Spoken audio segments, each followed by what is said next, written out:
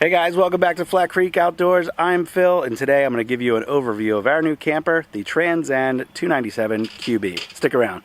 So the Transcend 297QB is our new camper. We shopped for campers. I can't say we did extensively, but we kind of quickly narrowed it down to a bunkhouse style camper so that the kids had room for themselves. And we looked at some campers that had just like a bunk bed in the back, and then we looked at some that had a separate bunk room, and we decided for this one because it has a separate bunk room. And we really like the floor plan. I'll show you more on the inside here in a second.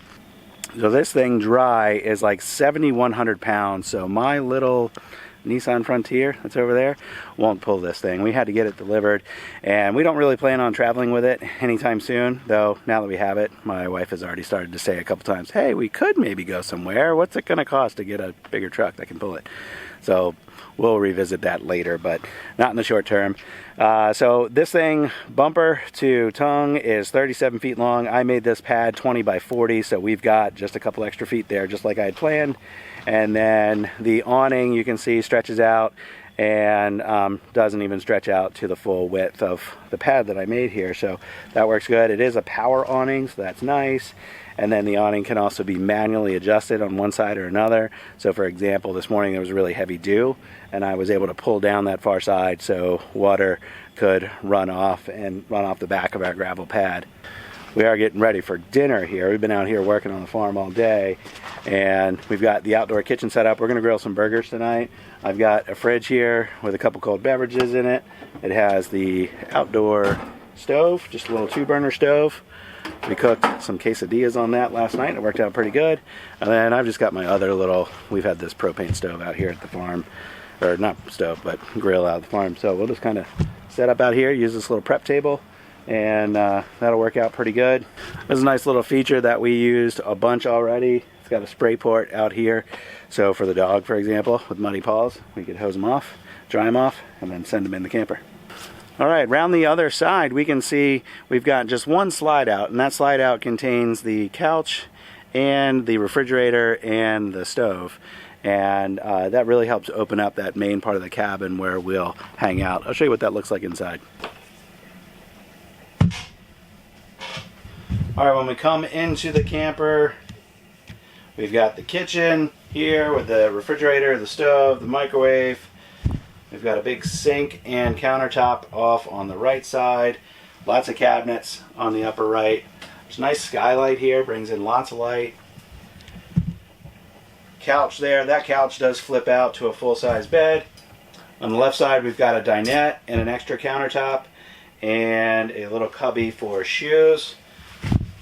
Just above the dinette is the TV, and then there is an entertainment unit here, and there are both indoor and outdoor speakers so that we can play music.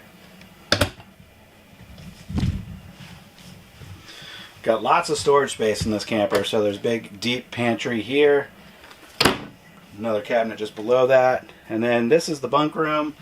It's got a sliding door here so the kids can have their privacy. And a double bed on the bottom, and then 2 single beds, or a single and a half, up on top.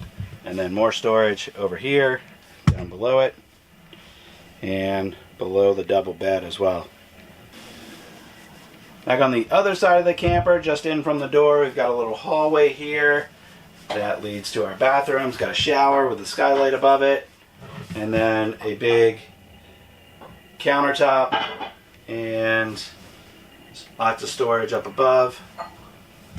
And then here's the master, and that closes off with another sliding door like that. The master has a queen size bed, and then storage on each side, and it is a walk-around bed, so there's room to get all the way around.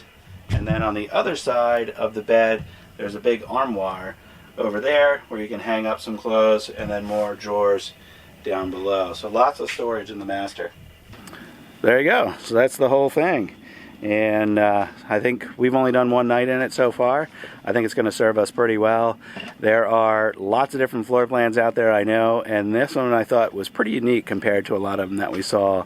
And we really like the layout, really like the separate spaces for sleeping, and hope it's going to serve us really well for many years to come. So if you got any questions about it, obviously leave those below. This is new to us. RVing in general is new to us, so I'll answer what I can. Might not know your answer. That happens sometimes, but appreciate all your comments, your likes, your support on the channel, and helping us grow. So until next time, hope you have a good one. See you on the next video. Bye-bye.